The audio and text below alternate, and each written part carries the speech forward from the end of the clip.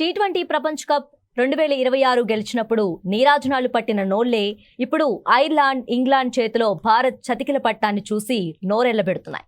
Toss గెలవటంలో 100% success rate ఉన్నప్పటికీ మ్యాచ్లు గెలవటంలో మాత్రం 0 ప్రదర్శన చూసి బీసీసీఐ పెద్దల మైండ్ బ్లాక్ అయింది. ఫలితంగా ప్రధాన కోచ్ గౌతమ్ గంభీర్ చెత్త వ్యూహాలకు అర్ధరాత్రి వేళ బోర్డు చెక్ పెట్టేసినట్లు గట్టిగా వినిపిస్తుంది. ప్రయోగాల పేరుతో సీనియర్లను బెంచ్కే పరిమితం చేసి కుర్రాళ్లతో జట్టును ముందుకు నడపాలని చూసిన గంభీర్ ప్లాన్ కాస్త రివర్స్ కావడంతో పదవికి ముగింపు పలకాలనే టాక్ గట్టిగానే వినిపిస్తోంది.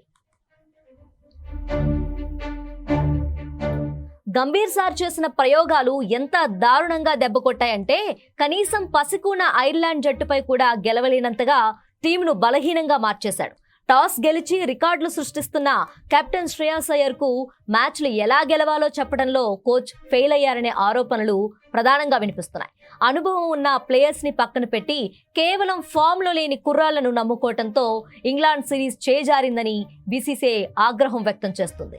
ఈ వరుస ఓటముల నేపథ్యంలో ప్రధాన కోచ్ గౌతమ్ గంభీర్ ను బాధ్యతల నుంచి తప్పించేందుకు బీసీసీఐ సిద్ధమైనట్లు విశ్వసనీయ వర్గాల సమాచారం.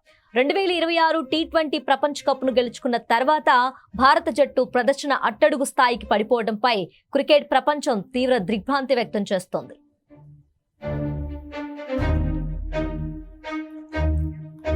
గౌతమ్ గంభీర్ స్థానంలో భారత జట్టుకు సరికొత్త మార్గదర్శకత్వం అందించగల సమర్థుడైన కోచ్ కోసం బీసీసీఐ అన్వేషణ మొదలుపెట్టింది. ప్రస్తుతం 3 అంతర్జాతీయ దిగ్గజాల పేర్లు పరిశీలనలో ఉన్నట్లు సమాచారం. మొదటిగా ఆస్ట్రేలియాకు 2 ప్రపంచ కప్లు అందించిన విజయవంతమైన మాజీ కెప్టెన్ రికీ పాంటింగ్ పేరు ప్రస్తుతం రేసులో అందరికంటే ముందుంది. ఐపీఎల్లో ఢిల్లీ, పంజాబ్ జట్లకు కోచ్గా పనిచేసిన అనుభవం, దూకుడైన శైలి కలిగిన పాంటింగ్ అయితేనే ఈ కంగుబాటులో ఉన్న భారత జట్టును మళ్లీ గాడిన పెట్టగలడని బోర్డు భావిస్తోంది. ఇక రెండో పేరు చెన్నై సూపర్ కింగ్స్ విజయాల్లో తెర వెనుక సూత్రధారి అయిన న్యూజిలాండ్ మాజీ సారథి స్టీఫెన్ ఫ్లెమింగ్ పేరు కూడా పరిశీలనలో ఉంది. ఆటగాళ్లను ప్రశాంతంగా ఉంచుతూ వారి నుంచి అత్యుత్తమ ప్రతిభను రాబట్టడంలో అతను సిద్ధహస్తుడు. అలాగే మూడో పేరు ఆస్ట్రేలియా జట్టును విజయ పదంలో నడిపిన మరో కఠినమైన కోచ్ జస్టిస్ లాంగర్ పేరును కూడా బోర్డు పరిశీలిస్తుంది. జట్టులో క్రమశిక్షణ, గెలుపు కసిని పెంచడానికి ఇతను సరైన వ్యక్తి అని కొందరు బోర్డు సభ్యులు అభిప్రాయపడుతున్నారు. కొత్త కోచ్ రాకతో పాటు జట్టు ఎంపిక విధానంలోనూ బీసీసీఐ విప్లవాత్మక మార్పులు చేస్తోంది.